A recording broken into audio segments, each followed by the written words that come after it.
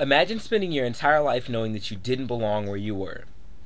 Not because there was something wrong with the area that you were in, but rather because there was no one to reach out to and help. This is the problem my mother faced until she found herself gazing out the second floor window of Uptown Baptist Church on the corner of Wilson and Sheridan. As she saw the lost souls wandering the streets of Uptown, she knew that she had found where she belonged. She found a place where she could help. Born in a small town in Perkins, Oklahoma, with a population of just 1,300, it was a long shot that she would end up north of the Oklahoma-Missouri border. Every family she had ever known was Protestant and blue-collar working. Everyone made about the same amount of money, went to the same schools, and shopped for just about everything they needed at the same Walmart. Because of this, there was no diversity whatsoever. Everyone was content with their situations. A situation such as this leaves little hope for ambition and innovation. It was a very closed society. People chose not to talk about the unpleasantries in life. And my mother is a natural caretaker. You have to be to have 7 kids. She could tell from a young age that she just didn't belong. Her road to Chicago began when she was a sophomore in college in the year 1986.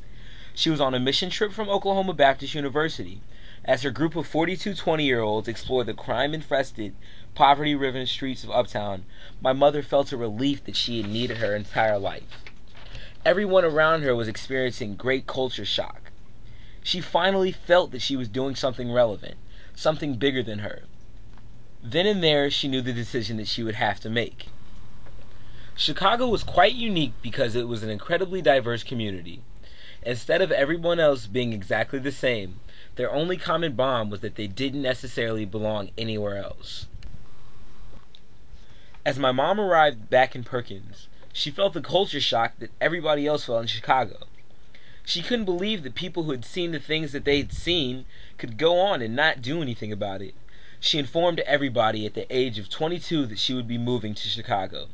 They didn't believe her and brushed it off as if it were just talk. When they discovered that she would be attaining her master's degree in urban planning, they realized that it was more than just talk. On her very first day in Chicago, my mother met my father, a single African-American man with a 3-year-old son, in Uptown. If anything, she could tell that this man was rare, but she found him to be her soulmate. 24 years later, my mother and father have 7 kids, a house, and a scrapbook of memories bar none. They've been through 2 devastating house fires, a car bombing, and a Christmas Eve burglary. Throughout it all, they've consistently ministered to and through the Uptown community. It's safe to say that my mom is fulfilling her role in life as a caretaker, and has not for one moment regretted her decision to come to Chicago. This has been my immigration story. Thank you for listening.